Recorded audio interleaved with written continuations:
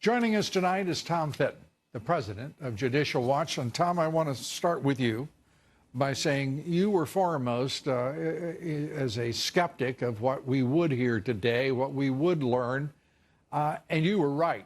And you were early and often correct in your assessments of this Inspector General and what he would conclude.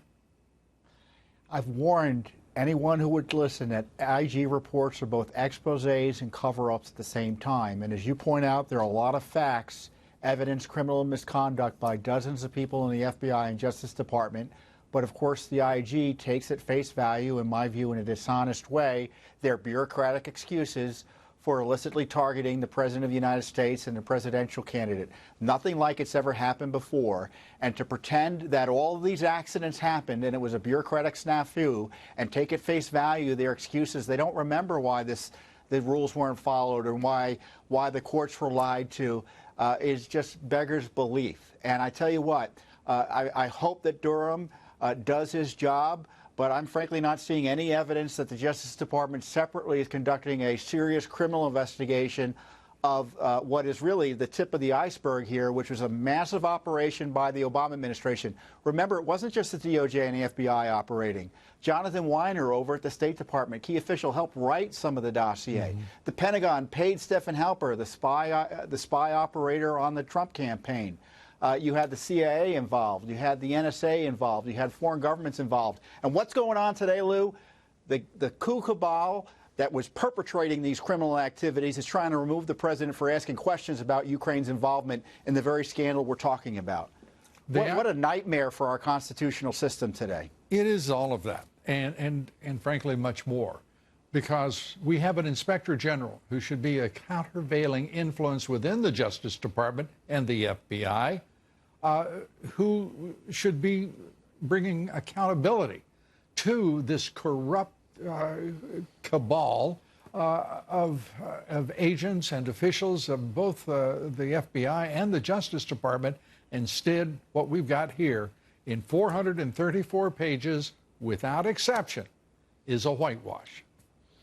And what's really troubling is how he gives an out and protects the leadership of the FBI and DOJ, those who signed on for both the Obama and Trump administrations onto these fraudulent warrants, suggesting that they weren't told all the full details or didn't know about the corruption behind the applications. Look, the applications on their face were deficient. Anyone reading them would have said, what is going on here? Who's the politician behind this operation? Tell me more about Christopher Steele. Tell us more about these sources. You read the dossier, it's self-evidently garbage.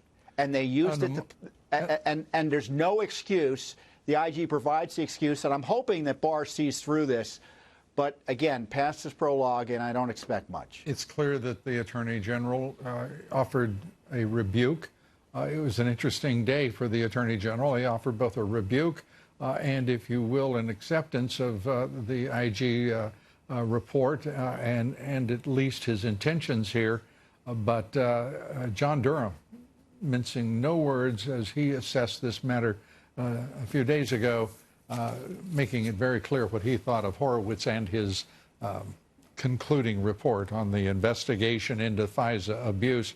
Tom, we appreciate you being with us. We're going to close with words that I think probably echo what you just said and which resonate, I think, with most Americans as we assess what the IG report's relationship is to reality. This from the public record of text between Lisa Page and Peter Strzok. If we could put this up, please. And it reads very simply, referring to President Obama. If we could turn to that, please, the second text. There it is. POTUS wants to know everything we're doing, and it's straightforward. We'll take that up and much more throughout this broadcast. What did POTUS know, and when did he know it, if he knew anything at all? Tom Fitton, thanks so much for being with us, and I'm sorry to say, you were right. Thanks so much. Thank you, Lou.